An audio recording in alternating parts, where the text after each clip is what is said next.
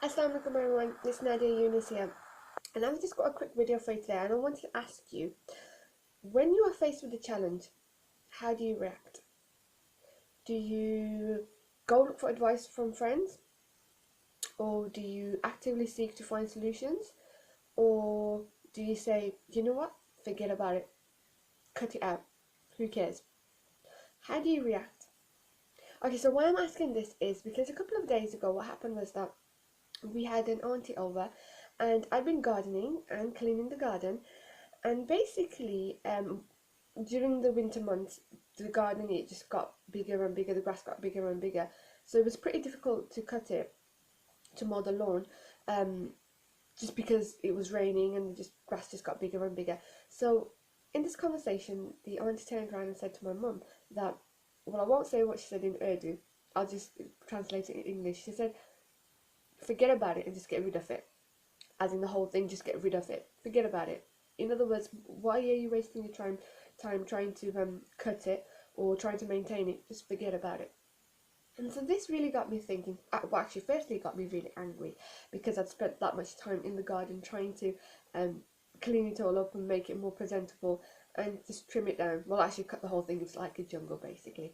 So what happened was that it got me thinking, and I thought to myself, this is not the first time I've actually heard this kind of reaction, and you may be able to relate. So, have you ever had that sometime when you have been talking to somebody and they turn around and say something like, "Well, just forget about it, just get rid of it," or have you ever been that type of person to just turn around and say to somebody, "Just get rid of it"? Do you know many times in life the things that we do are on a subconscious level? We don't even realize that we do them.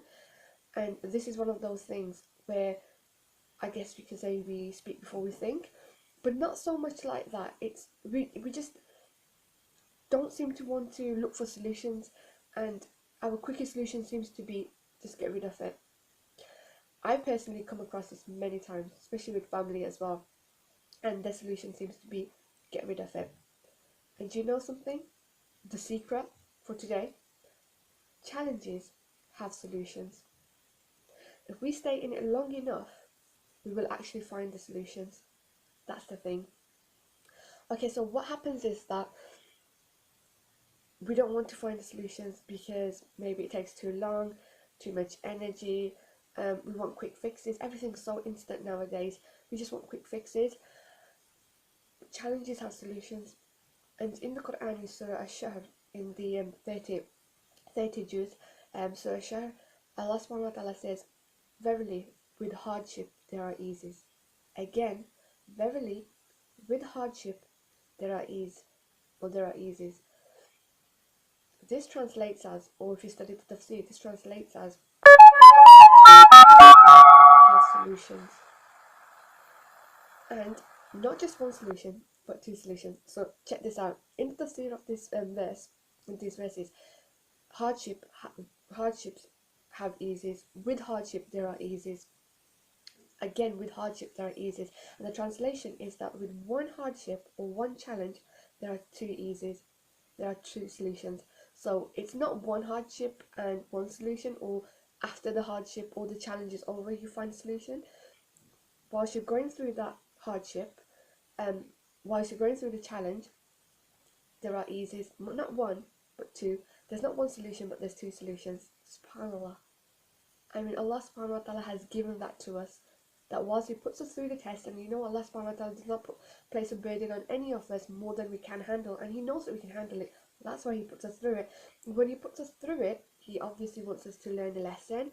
He wants us to make ourselves better humans, better Muslims, um, better for humanity, better for the Ummah. So He's trying to make us better. It's a lesson for us to learn, and He's putting us through that.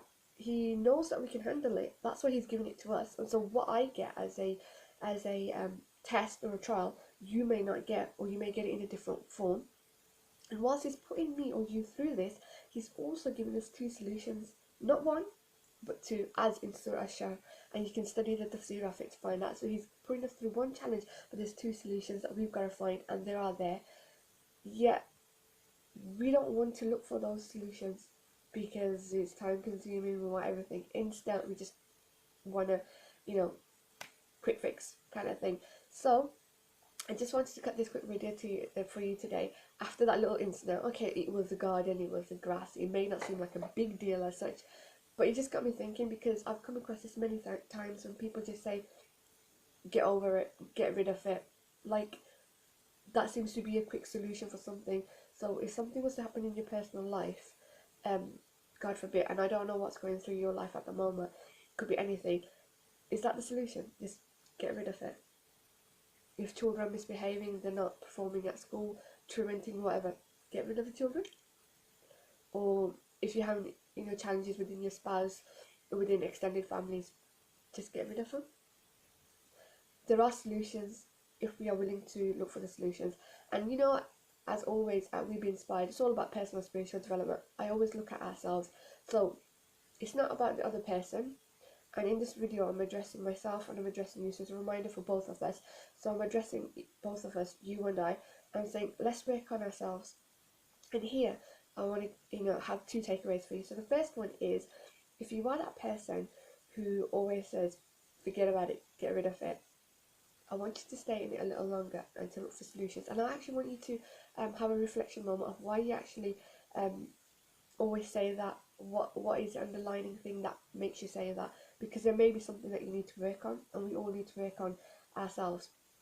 Okay, so stay in it a little longer and work on it. And if you are somebody who is at the receiving end of it, know that verily, with hardship, there are easies, there are two easies. With a challenge, there are always two solutions. So stay in it a little longer, get creative, and look for solutions. Because challenges have solutions. I hope this helped, and I hope it served in some way. And if you did, then like it, share it, comment, and let me know what you think of this video. And we are at the beginning stages of making videos. Let me know what you want to hear more of, and what you want to learn. And inshallah, I'll try and cut those videos for you. Until then, take care and have an awesome day. Assalamu alaikum.